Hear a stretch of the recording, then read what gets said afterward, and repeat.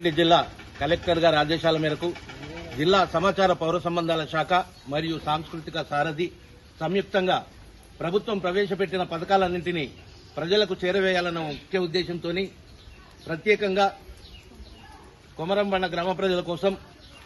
ఈ ప్రత్యేక కార్యక్రమాన్ని ప్రదర్శిస్తూ ఇప్పుడు అమూల్య గలం ద్వారా ఈ పథకాలకు సంబంధించిన పాటను విందాం.